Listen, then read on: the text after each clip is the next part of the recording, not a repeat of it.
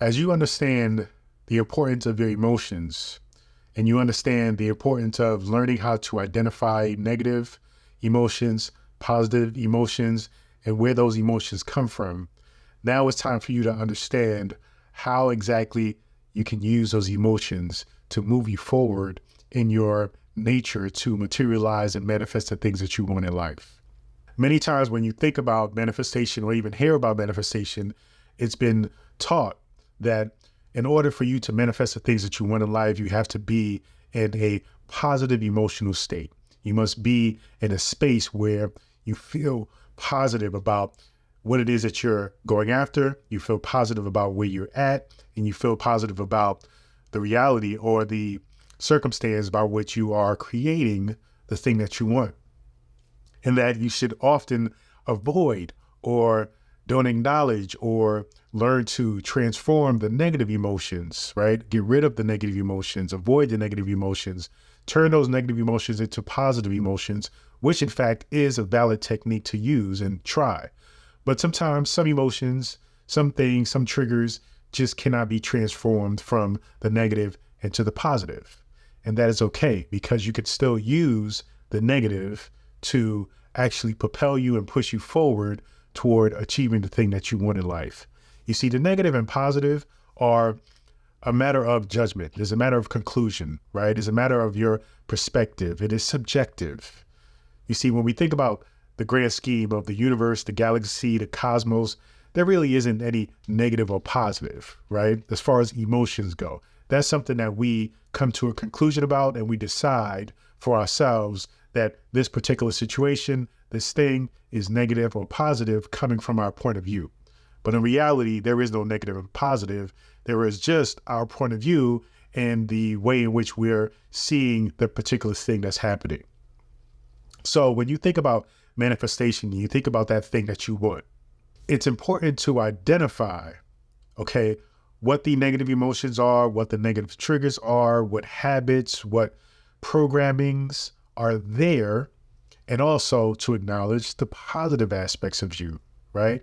To acknowledge the ego, to acknowledge consciousness. So when we think about, again, the negative emotions, they usually stem from the ego, whereas our positive emotions usually stem from consciousness, right? Ego is quote unquote the dark aspects of who we are. Consciousness represents the pure.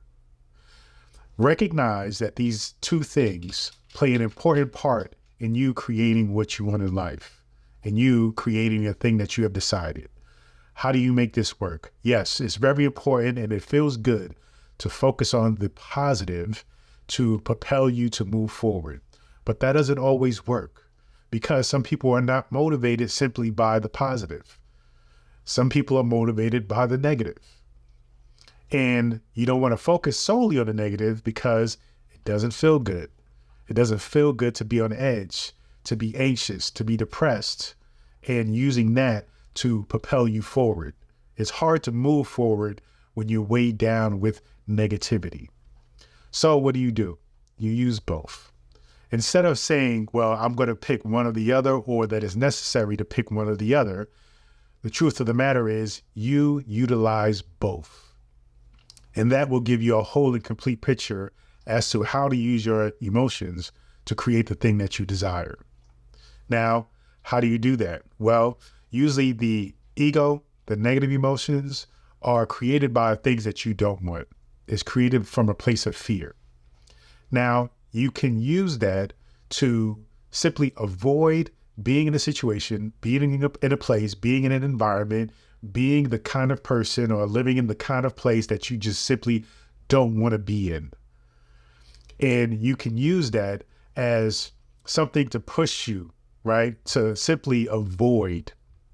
But also at the same time, you can use the things that you do desire, the things that you do want to create, the way you see yourself, the true essence of who you are, in the unfoldment of that true essence of who you are, as something to chase, to put before you, to actually understand this is the mission. This is what you're going after. This feels good because this is where your nature lies, in the creation of the unfoldment of who you are, right? The creation of that thing that is evidence of your nature as a creator of your reality.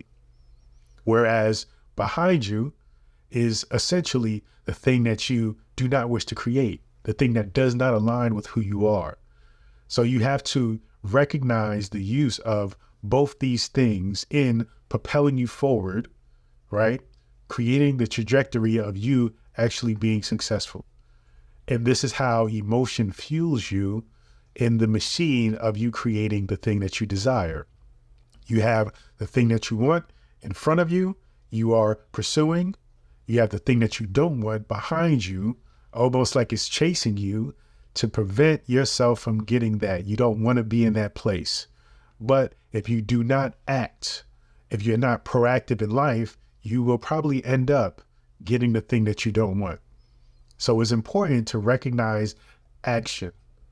And when you recognize action, you recognize that the best thing to do is to utilize these thoughts, these feelings, these emotions, these fears, these wants, right? And using them simultaneously to propel you forward in creating that, which is evidence of your mastery over the things that you want, your mastery over your universe and your life.